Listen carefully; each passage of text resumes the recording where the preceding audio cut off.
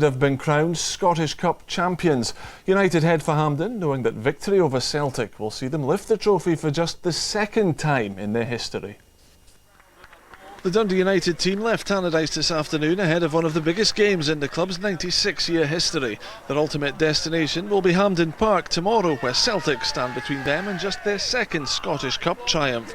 United boss Gordon Chisholm and his Parkhead counterpart Martin O'Neill beat them to it today to get a pre-match glimpse of the trophy.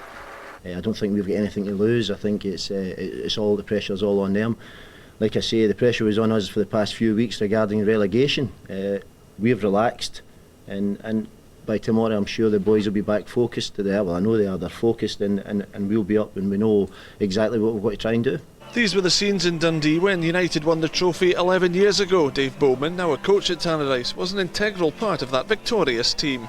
We can't go there just thinking, well, it's a great achievement getting to a final. I mean, you get beat, it means absolutely nothing. It means nothing to supporters, it means nothing to anybody. I mean, especially a player.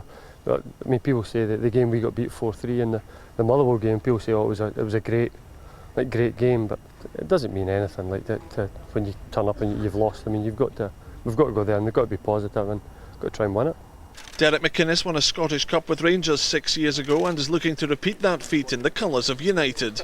I was 28, 29 I think when I won it, but as I say, I'm 34 this year, and I know there's not going to be too many days like it for me, so I want to try and make the most of it, and it's the same for even the younger lads like Mark Wilson, Gary Kenneth. I mean, it might not come around again for them in their career, so they've got to try and take most of the opportunity, the best of the opportunity, and it's a great chance to bring a trophy home to Dundee United, who have not won enough silverware in their history. United have enjoyed a roller-coaster season, only securing their SPL status last weekend. That led to interim boss Chisholm getting handed the job on a permanent basis.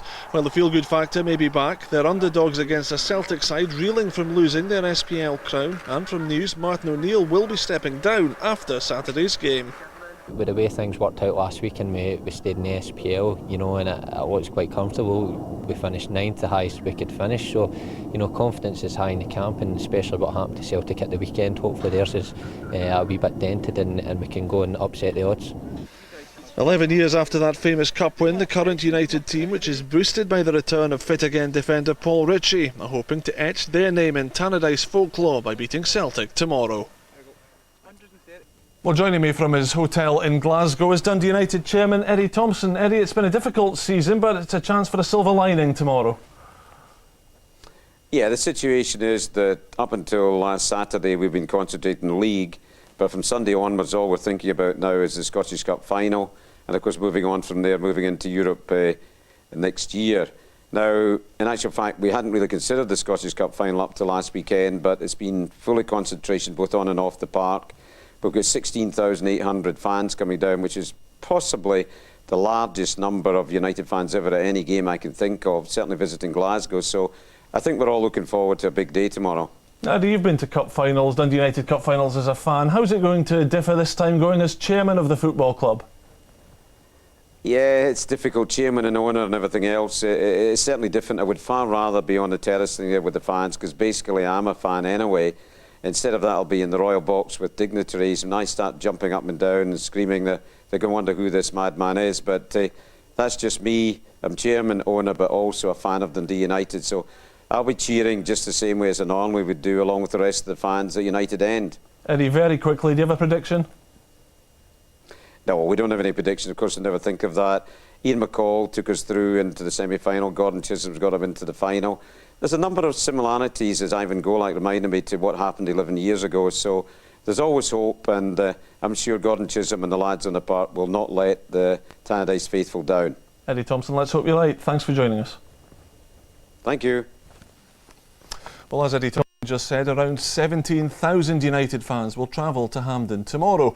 Well, Nick Rugvie's in a pub in Dundee, where I gather the party's already well underway. Well, they're joining us here at the Charleston Bar in Dundee. I hope you can hear me. Well, we have around 50 to 100 die-hard Arabs here. Now, of course, the cup final doesn't kick off for at least another 20 hours, but we're full of cup final fever here.